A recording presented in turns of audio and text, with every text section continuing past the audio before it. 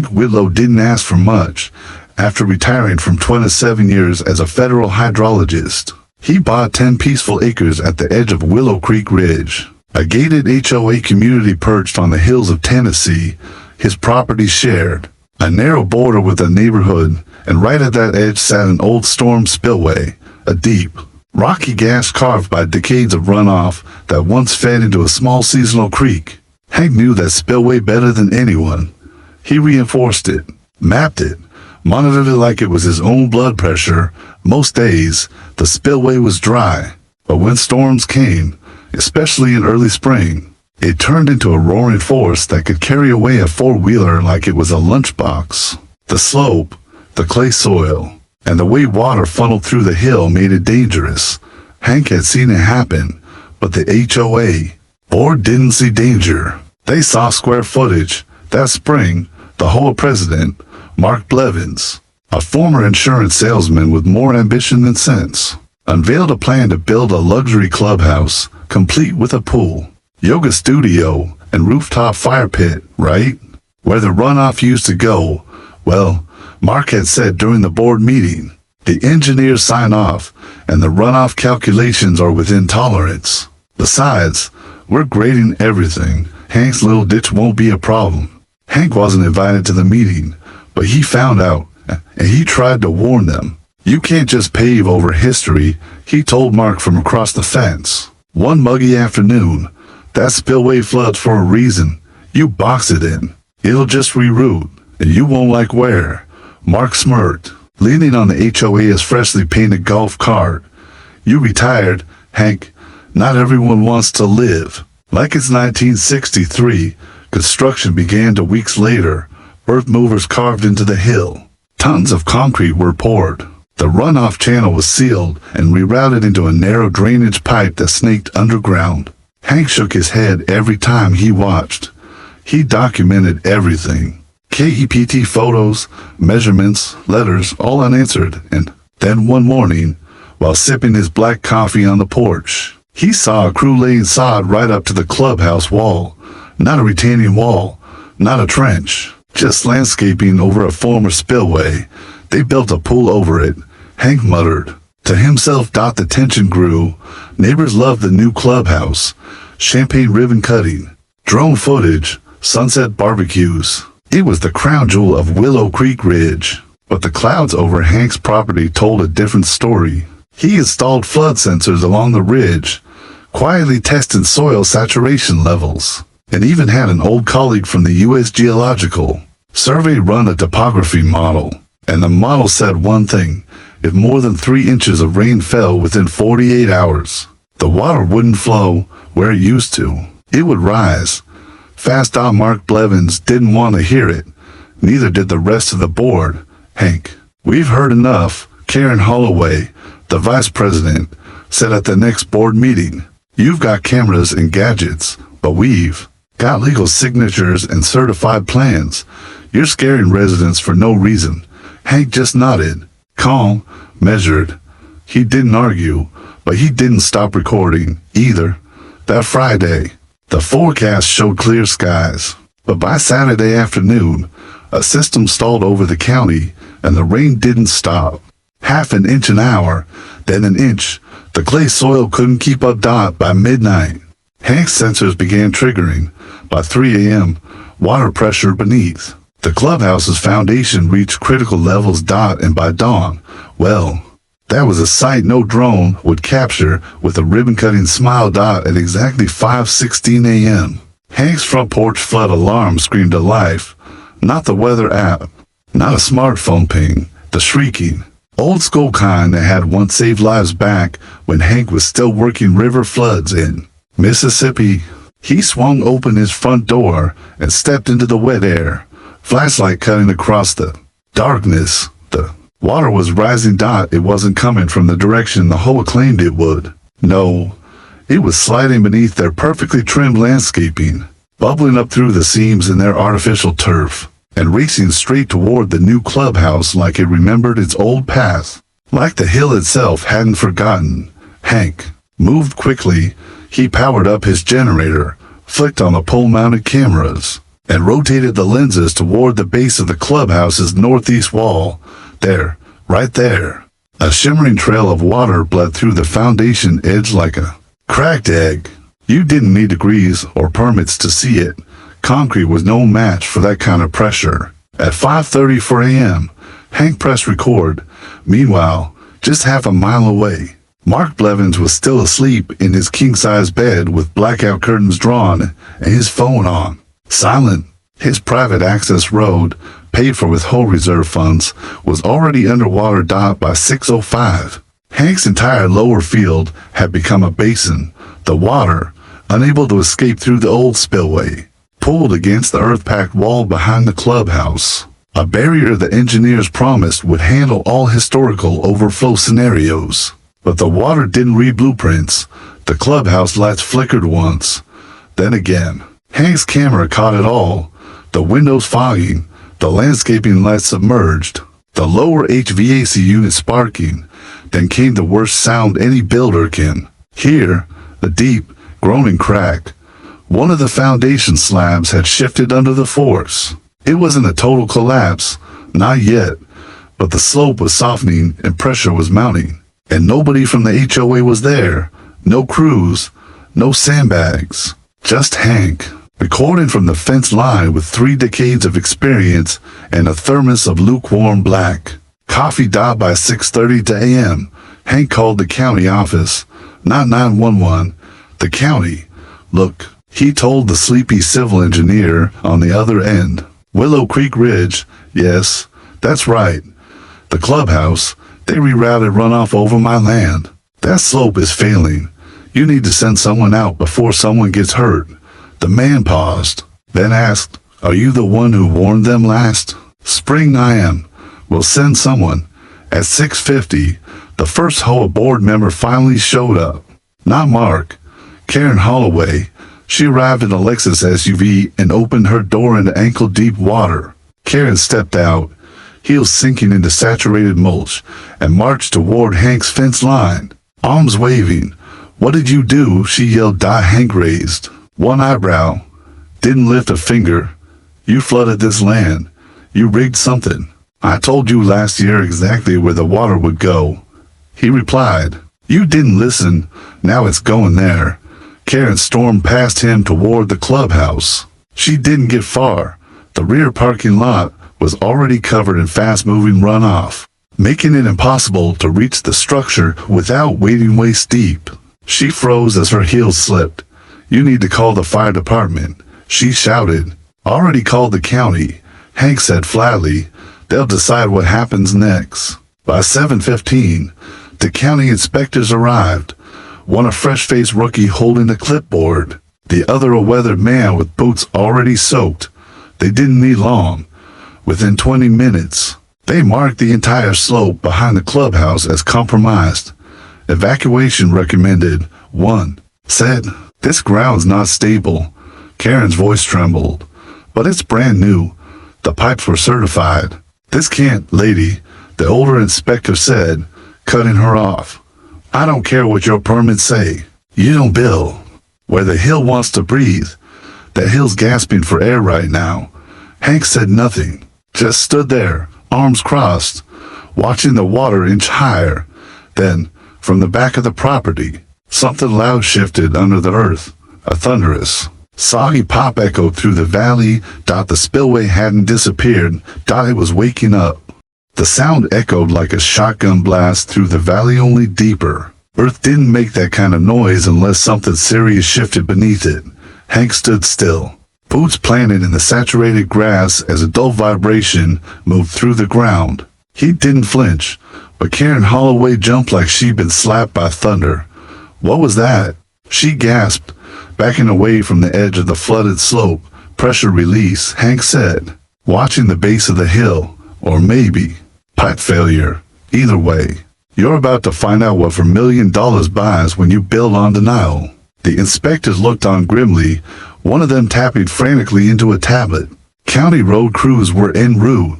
A fire engine had been dispatched as a precaution, but they wouldn't make it in time to stop what had already begun. Then, from behind the clubhouse, water surged. It didn't trickle. It didn't pour at burst. A geyser of brown runoff exploded from the hillside, ripping straight through the landscaping where the original spillway had been sealed. Concrete cracked like brittle ice. The retaining wall buckled. Years of hydrology ignored by blueprints and big egos were reclaiming the path carved by time. Karen screamed and bolted for higher ground, slipping on the turf as ankle-deep water turned to a torrent across the parking area. Her SUV, still parked by the curb, shifted sideways. The current grabbed at it like it had fingers. "Where's Mark?" Hank asked no one in particular. He already knew. Mark Blevins was 2 miles away, trying to force his Ford Explorer through a washed-out stretch of the access road. He hadn't seen the warnings until the Clubhouse group text thread started blowing up. By then, it was too late. He pulled up to the scene just after 8:10 a.m., windshield wipers thrashing, eyes wide as he stared at the chaos unraveling in front of him. His pride and joy, the rooftop fire pit, the wet bar, the luxury gym that cost more than most homes, now sat half-flooded, tilted slightly toward the runoff zone, the ground below visibly sagging. What the hell happened? He yelled, stepping into knee-deep water near the front entrance. Who did this? What broke? Karen ran toward him, soaked and furious. "We're losing the building. You said it was safe." Mark waved his arms at the inspectors. "You've got to do something. Call emergency contractors." The older inspector gave him a flat look. "There's no contractor alive who's going to touch that structure while it's moving." "Moving?" Mark snapped. "It's not moving." A low, groaning creak cut through the air. The far wall of the clubhouse visibly sagged, pulling away from the deck.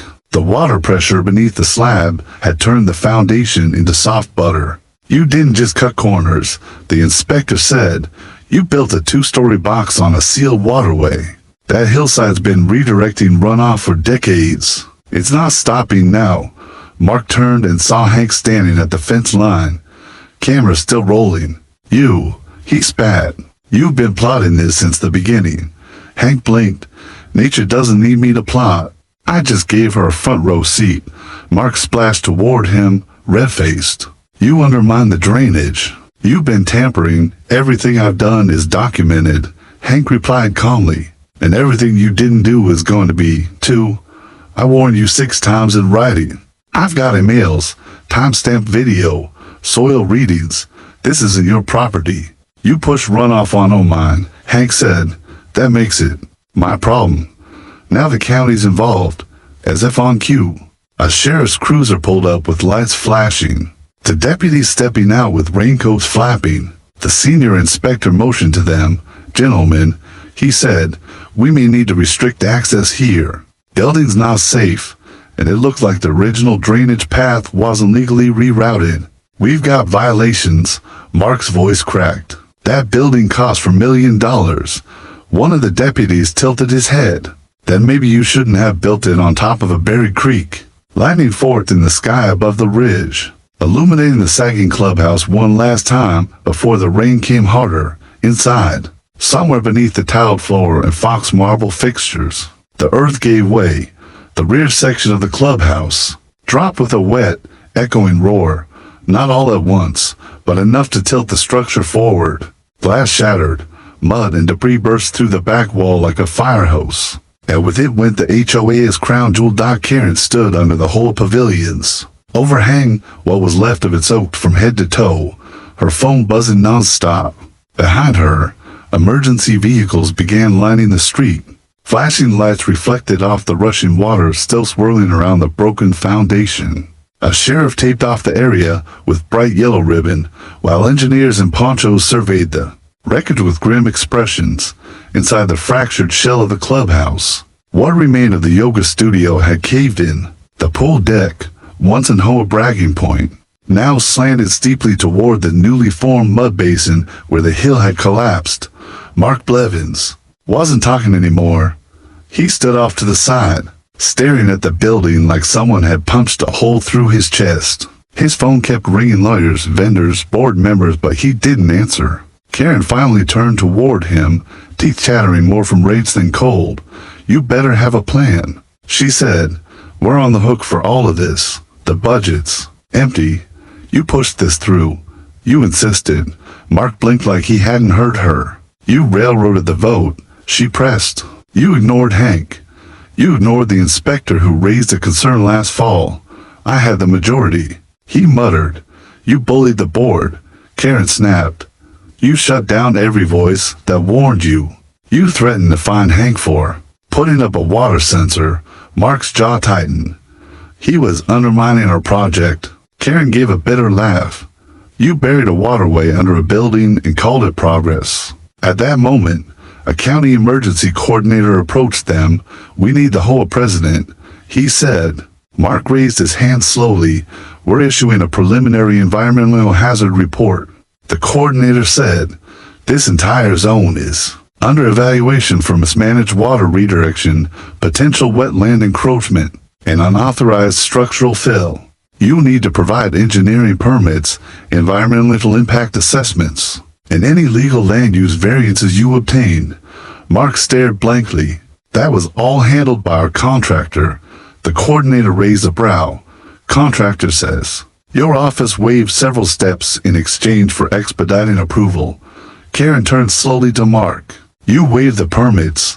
He opened his mouth, but nothing came out. The coordinator handed them a thick folder of forms and a clipboard. You'll both want legal counsel. The county is initiating a formal review, and depending on what we find, you could be personally liable for environmental damages. Karen dropped her umbrella in the mud dot as the rain finally began to ease. Hank walked down the hill toward the officers. His gait was slow, but deliberate. He didn't speak right away. Instead, he handed one of the deputies a weatherproof folder. Inside, photos, dated emails, runoff maps, property line overlays, and documentation of repeated warnings. The deputy flipped through the packet, eyebrows rising. Where did you get all this? 30 years in water management, Hank said. I knew they wouldn't listen, so I planned ahead. The deputy nodded. You're the neighbor who warned the HOA, right? I tried, Hank said. That made it my problem. Karen marched over, fury in her eyes. You've been waiting for this. Don't act innocent. I didn't cause the rain, Hank replied. But I did predict where it would go. Mark walked up behind her, face pale. We can't afford this. They're going to sue us. They might, Hank said. But the people who'll really come after you, your own homeowners. Wait until they see what you did with the reserves. At that moment, like a cue from the universe, a group of residents gathered behind the sheriff's tape. Phones were out. Whispers turned to angry muttering. Word was spreading fast. The HOA had spent $4 million of neighborhood funds on a project that collapsed in less than a year. A man in cargo shorts and a rain jacket pointed at Mark. You told us this was safe. You raised dues to finish it, a woman shouted. My backyard's underwater because of you. Mark backed away. Well, fix it, there's insurance. But another voice cut in. No insurance covers fraud and negligence. The storm had passed, but the real flood, the legal and financial one, was just beginning. And Hank, he didn't smile. He didn't gloat. He just walked back up the hill toward his cabin, leaving the wreckage and the reckoning behind him. 2 days passed since the storm. But the tension around Willow Creek Ridge didn't clear with the skies. Yellow caution tape still fluttered around the ruined clubhouse like a warning flag no one could ignore. Piles of soaked insulation and shattered patio furniture had been dragged to the curb.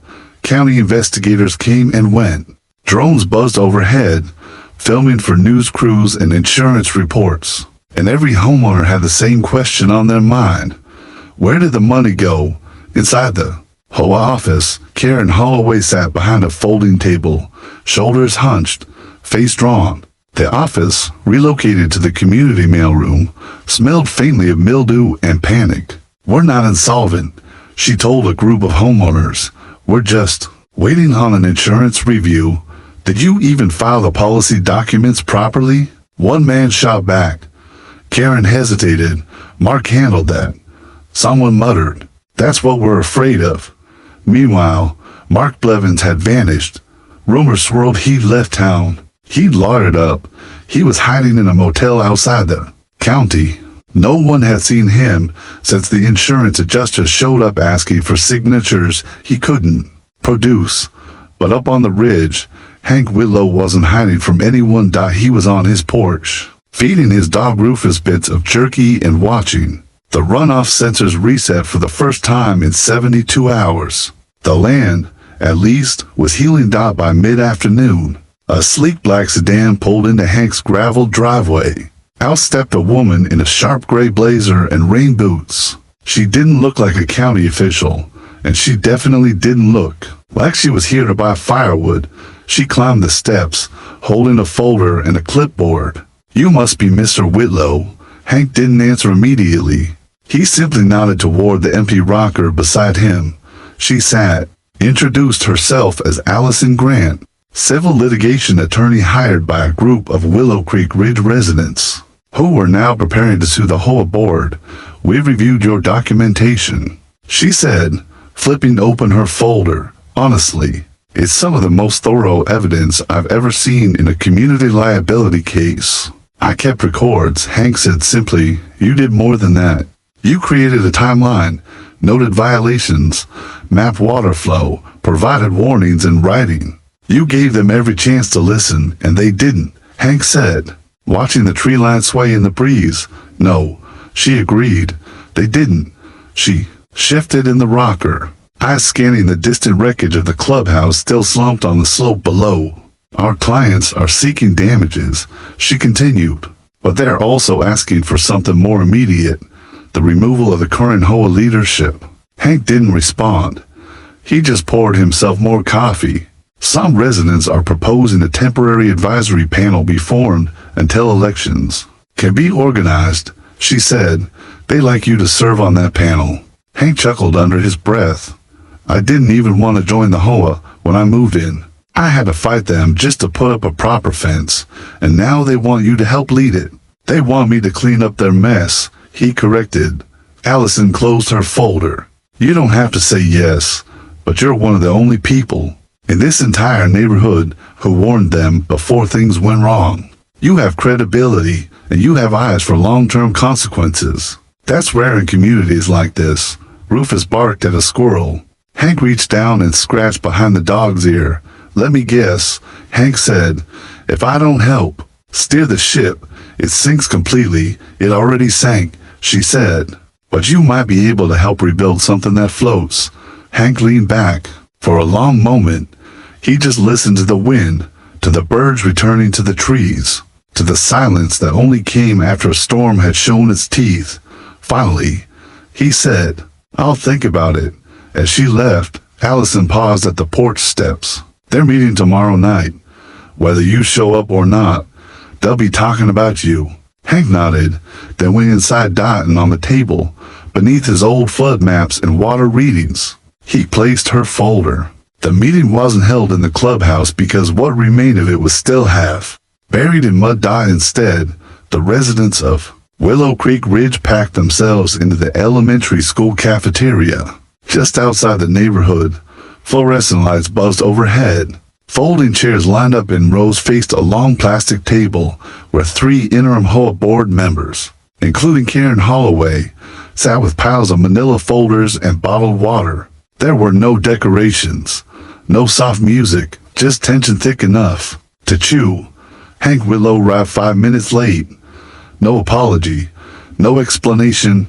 He simply walked in, wearing a rain jacket and boots, and took a seat in the back row. Every head turned. Whispers rippled through the room. "He's here. That's the guy with the cameras, the retired guy with the weather stuff." Karen cleared her throat, trying to bring the room to order. "Everyone, please let's begin." Her voice cracked slightly, but she pressed forward. "As you know, we are here tonight to discuss the aftermath of the clubhouse collapse, how it happened, and what we, as a community, are going to do to move forward." A hand shot up. A middle-aged man in a denim jacket stood. "We want the full financial records." "Karen, no summaries, the actual ledger. Who approved what and when?" Karen nodded stiffly. "We've contacted the former treasurer. Some files are missing." But another voice shouted, "Missing? How convenient. The crowd murmured louder. We were promised amenities. A woman near the front snapped. Instead, we got a mudslide and rising dews, Karen tried to explain. But her words were drowned out by accusations. The board didn't control the weather. The contractors had signed off. Everything was above board until the storm. That's when Hank stood up. He didn't raise his voice, but the room quieted like someone had flipped a switch. You were warned, he said. All eyes turned. I sent you soil saturation models, floodplain data. I filed 3 separate written warnings. Karen looked down at the table. You threatened to fine me, Hank continued, for putting sensors on my own land. Called them an eyesore. But when the water came, those sensors were the first thing to register the shift. A homeowner asked, is it true they rerouted runoff onto your land? Yes, Hank said. Without a proper drainage study, without permits, and without notifying the county. A hush fell over the room. Another man raised his hand. How did they even get approval for the clubhouse location? Karen hesitated. Mark managed the final steps of that process. Where is Mark? Someone yelled. No answer. Then Allison Grant, the attorney who'd visited Hank's porch, rose from the back of the room. I've submitted a motion to freeze the HOA's reserve account pending a full financial audit, she said. We've already located discrepancies, and it appears some contractors were paid through private checks by Mark Blevins. Outside the board's knowledge, Karen's face went pale. I didn't know. That's not all, Allison continued. We believe Mark used HOA funds to purchase stock in the very construction company he pushed through for the clubhouse bill. We found SEC filings. Gasps rippled across the crowd. Is that even legal? A homeowner asked. Not if he failed to disclose it, Allison said. It's called self-dealing. Karen buried her face in her hands. Then, someone from the crowd pointed toward Hank. Why didn't you go public sooner? Hank looked at the man, calm and steady. Because I thought someone in charge would come to their senses before it collapsed. I was wrong. Another homeowner stood up. Would you take a seat on the board? Hank shook his head. I'm not interested in power. Then help us fix it, she pleaded. The crowd clapped. Others joined in, voices overlapping with support. Hank, the man they once ignored, had become the only one they trusted. Karen stood slowly, her voice softer now. Maybe that's what this community needs. Less talk, more listening. The crowd turned back to Hank. He sighed. Fine, but I'm not here to be liked. I'm here to make sure this place doesn't drown again. The next morning, Hank stepped into the old clubhouse storage shed for the first time. It sat behind the tennis courts, untouched since the flood. The lock had rusted and snapped with one tug from a crowbar. A flashlight beam swept through the dust-folding chairs, bundled banners, tangled Christmas lights, and in the corner, to cracked filing cabinets. He didn't go looking for a bombshell. He just wanted the drainage reports.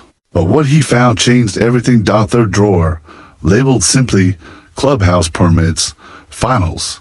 Inside were blueprints, checklists, and at the very bottom a manila envelope marked in black ink, private MB only. Hank narrowed his eyes. MB, Mark Blevins. He opened it. Inside was a signed letter from a firm named Clear Eyes Consulting.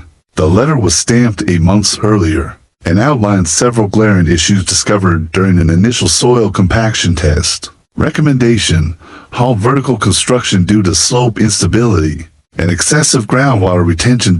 It wasn't a suggestion. It was a red flag warning. Clear Eyes had clearly stated that unless major structural reinforcement was added, that additional cost the slope could fail in a high precipitation event. Attached was a second document, a signed waiver, Mark Blevins' signature, dated just 3 days after the report. Appeared below a clause releasing Clear Eyes from any liability. The contractor, it seemed, had continued construction with knowledge of the danger, and Mark had buried the warning. Hank felt his stomach turn. This wasn't just negligence. It was deliberate. By noon, the document was in Allison Grant's hands. She scanned it once, then twice. He knew, she said. He knew, Hank confirmed, and he didn't just hide it, he waived responsibility. Allison pulled out her phone and made a call. I need an emergency injunction added to the case file. We have proof of a concealed geotechnical report. Yes. Physical copy. Yes. His signature's on it. That night, Karen called an emergency board meeting. This time, it wasn't just residents attending, it was county officials, attorneys, and 2 insurance investigators.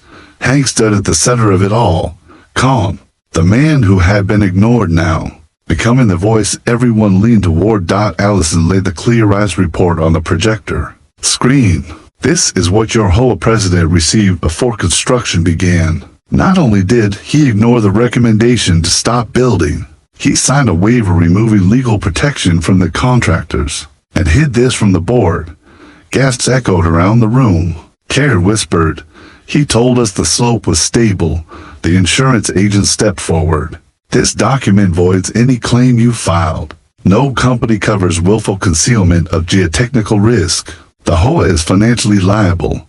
A homeowner stood, red-faced. "So we pay for his ego." The room erupted. Hank stepped forward. "The community shouldn't be punished for the actions of one man, but if you want to survive this, you'll have to work together, cut the luxuries, restore the land, and document everything." A younger couple raised their hands. "Can you oversee that process?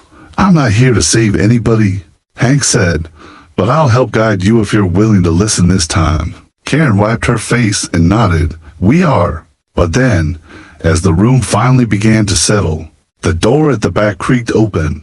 Mark Blevins walked in, looking like he hadn't slept in days. He stepped forward, ignoring the stares, until he stood just a few feet from Hank.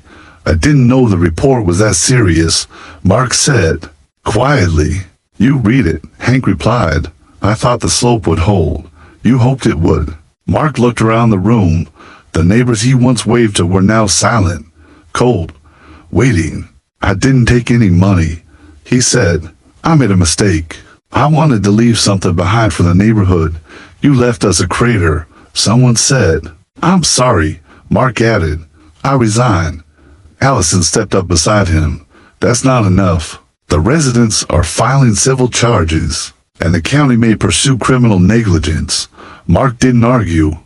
He just walked out. The room stayed silent for a full minute. Then someone turned to Hank. "What now?" He looked out the window. At the slope what used to be a clubhouse and what might, someday, be a lesson. "Now," Hank said, "we fix what's left." Spring rolled in quietly, the way it always did in Tennessee cool mornings, mist hanging low over the ridge, and the distant promise of another storm. But this time, the neighborhood wasn't dreading the rain, because this time, they were prepared. The clubhouse was gone.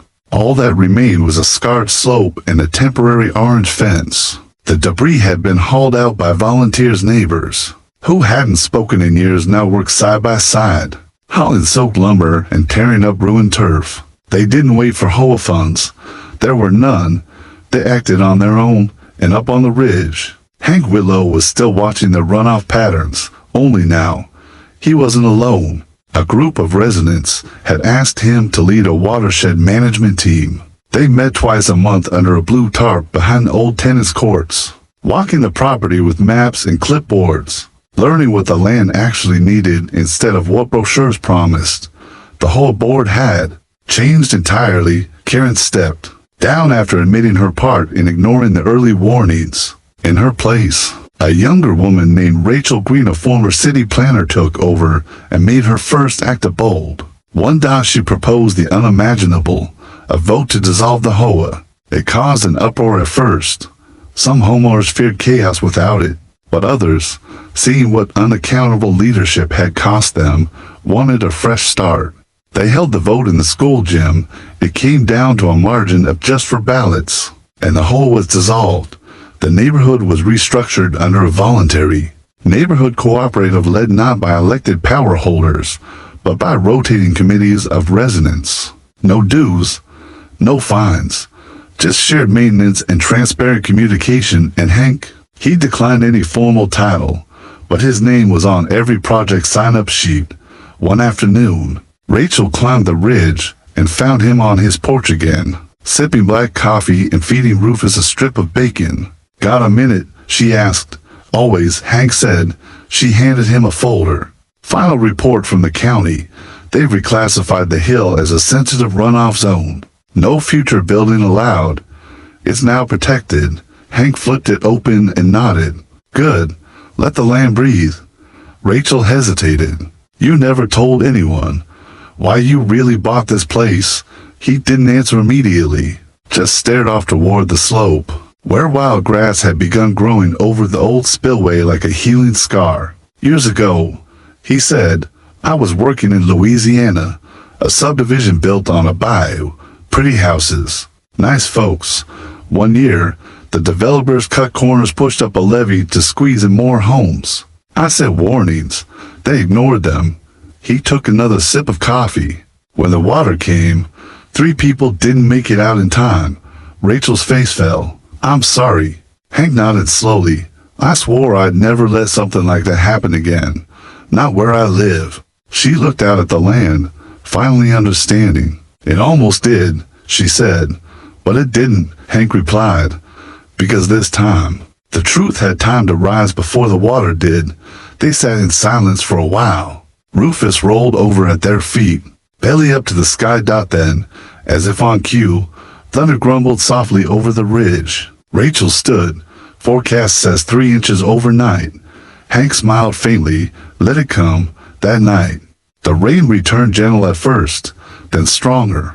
But the water flowed exactly where it was meant to, down the restored spillway, through the carved channels Hank had once walked alone, and into the valley basin below.